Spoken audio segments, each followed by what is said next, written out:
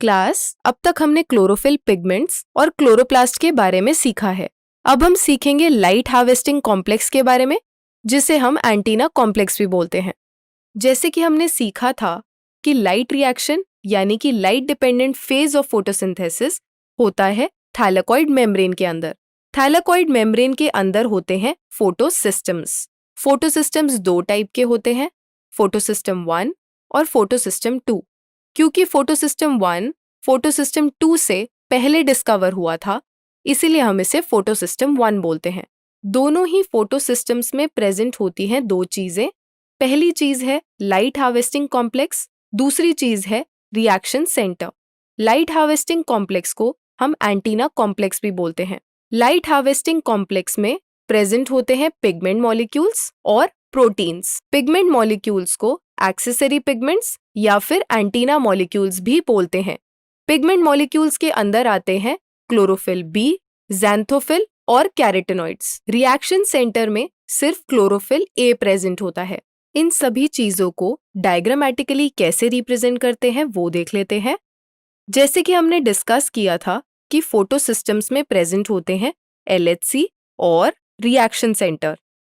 जैसे कि आप यहाँ पर देख पा रहे हैं, ये है लाइट हार्वेस्टिंग कॉम्प्लेक्स, जिसमें है पिगमेंट मॉलिक्यूल्स, जिसको हम एंटीना मॉलिक्यूल्स भी बोलते हैं। पिगमेंट मॉलिक्यूल्स एसोसिएटेड होते हैं प्रोटीन से। ये है रिएक्शन सेंटर। रिएक्शन सेंटर में mostly chlorophyll A molecules present होते हैं।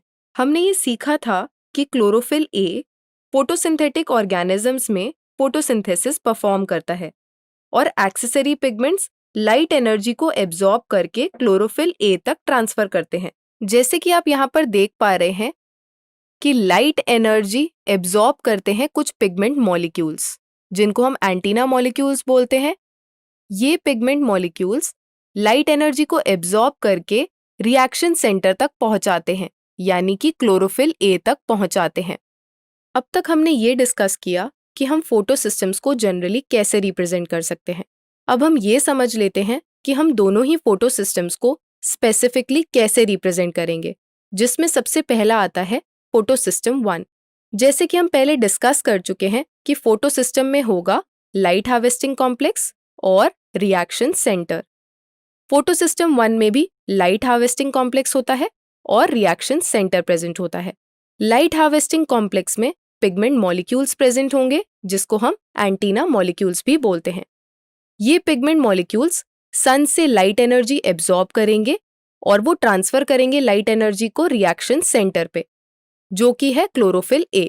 क्योंकि फोटोसिस्टम 1 में क्लोरोफिल ए मॉलिक्यूल एब्जॉर्ब करता है 700 नैनोमीटर पे, इसीलिए हम इस रिएक्शन सेंटर को P700 भी बोलते हैं। रिएक्शन सेंटर पिगमेंट मॉलिक्यूल से एनर्जी एब्जॉर्ब करके ट्रांसफर करता है प्राइमरी एक्सेप्टर को।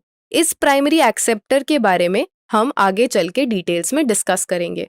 दूसरा फोटोसिस्टम आता है फोटोसिस्टम 2, जिसको हम कुछ इस तरीके से रिप्रेजेंट करेंगे। फोटोसिस्टम 2 में भी लाइट हार्वेस्टिंग कॉम्प्लेक्स होता है और एक रिएक्शन सेंटर प्रेजेंट होता है।